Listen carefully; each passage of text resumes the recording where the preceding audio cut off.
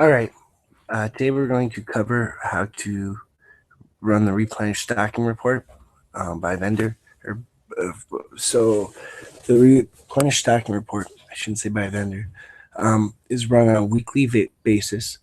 The hotkey for it is Alt M because it's under modules, and then O because it's under purchase orders, and replenish stock from other locations.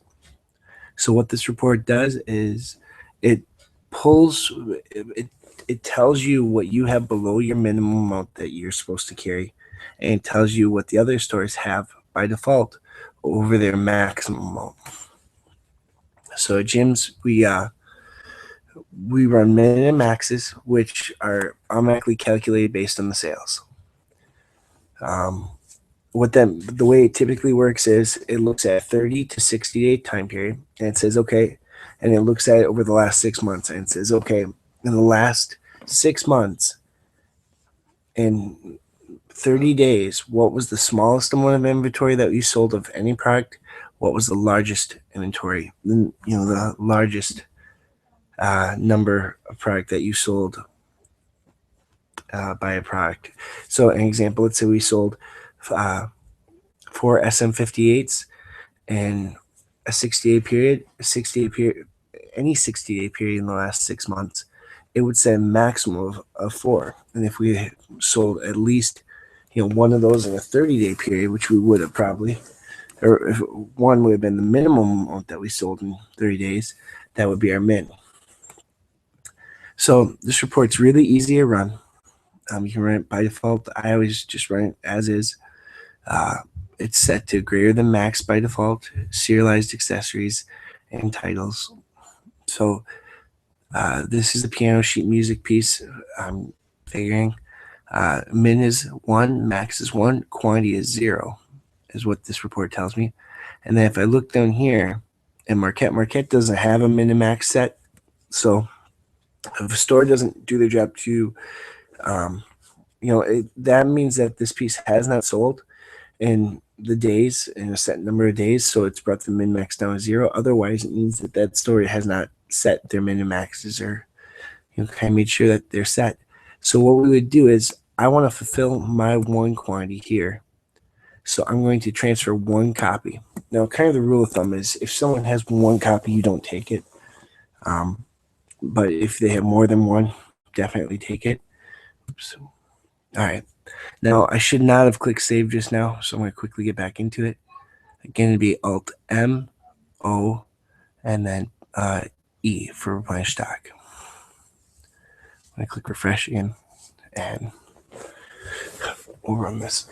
So you can typically, if you have someone that does titles on a weekly basis, you could have them just run it for titles or certain product categories just to make sure that we're clear if this report's too big. But as long as this report is being done weekly, it doesn't get too big. Okay, so I saved it. You'll notice now it still has a del here, but min and max is set to 1 because I saved this the last time, and Marquette still has 1 more than that.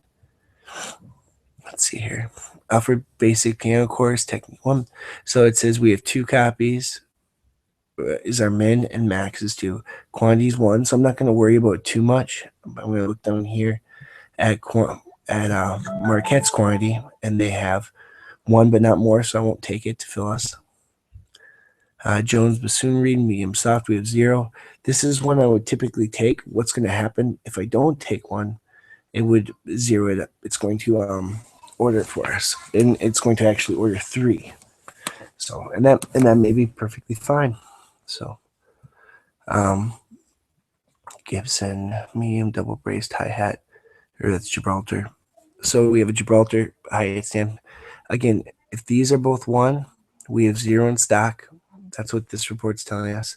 And it tells you in the bottom right here what store has that product. And it's over their min and max. But because they only have 1, I wouldn't take it. Good example here. Now, you'll notice it's in red. Red means one of 2 things. It means that the item is discontinued. Otherwise, it means that there's not enough history on it. So if I right click, I can see details, and you'll notice that this is discontinued. So I would pull it from another store if I had 0. I have 2 there. There's no reason to take it. My board doctor, I have 2 in stock. Everyone else only has 1. I'm not going to take that. Diamond Head Uke. Now, here's where I have 0. These stores have 1, but they'll have more, so I can't take those. Here we go. So feedback reducer here, I would pull, and in this example here, I'm going to go quantity transfer would be 1 because I only need 1 to hit my maximum. And then I can move on to the next line here. So next line here would be guitar black. It says my min max are 10, 19. I have 0 in stock. S-Gamma only has 1. I think the idea is pretty straightforward. You want to make sure that, ideally the ones that matter the most are the ones we have 0 of. Okay. And when I look at them at 0, I want to make it like this. If I don't order these, if I don't transfer them, I'm going to order them. Then we will be overstocked in the company. So I want 2 because that's my maximum for this Kaiser Banjo Keep. Oh, Iron Mountain here has 0. S-Gamma has 6. They shouldn't have a problem giving up 2 of them. I click 2 there and then click the next box and watch that. So this is, again, we want to care mainly about the ones that are 0. Same thing here. If they have 2 of these, I want to do 1. I want to transfer it. That takes care of that stock. Things that are 0, I want to make sure.